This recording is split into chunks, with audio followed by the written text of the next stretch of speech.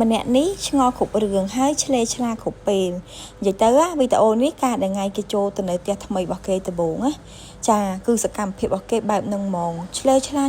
ហើយអត់ដឹងថារោអីទេអាលក្ខណៈថាចេះដូចគេអត់តន់សមជាមួយនឹងការរស់នៅផ្ទះថ្មីរបស់គេហ្នឹងណាព្រោះថ្ងៃដែលខ្ញុំយកមកពីគេហ្នឹងគឺគេនៅក្នុងទ្រង់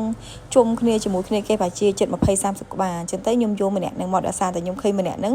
វាប្រកែកឆ្លេឆ្លាជាងគេហើយភ្នែកគេក៏ហមស្អាតណាឃើញសកម្មភាពគេអត់ទៅគឺវាលក្ខណៈថាចេះវាឆ្ងល់គ្រប់រឿងហ្មងអានេះបើសិនជាមនុស្សហ្នឹងមកជាវាសួរយើងហើយថាយកវាមកធ្វើអីហើយកន្លែងហ្នឹងបោះណាគេអីអញ្ចឹងទៅគឺវាថានៅអត់ស្ងៀមទេគឺឆ្លេឆ្លាអត់ដឹងថាវារោអីឬក៏វាមានបំណងអីគឺអត់ដឹងទេហើយបើម្នាក់នោះវិញគឺអត់ខ្វល់ទេចាម្នាក់នោះគឺនៅក្នុងចានស៊ីរហូតនិយាយទៅពីរអ្នកហ្នឹងគឺសកម្មភាពរបស់វាហ្មងគឺប្លែកខ្លាំងមែនតើណាអាមួយស៊ីរហូតអាមួយវិញ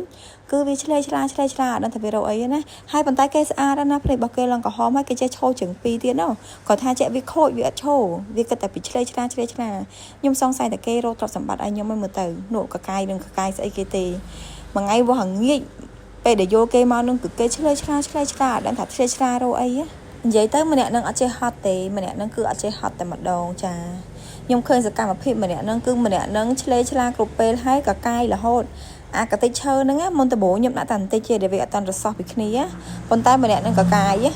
ចាកកាយឡើងរិចសផោពេញនឹងតែម្ដងហើយគេចេះកាយកប់ខ្លួនគេទៀត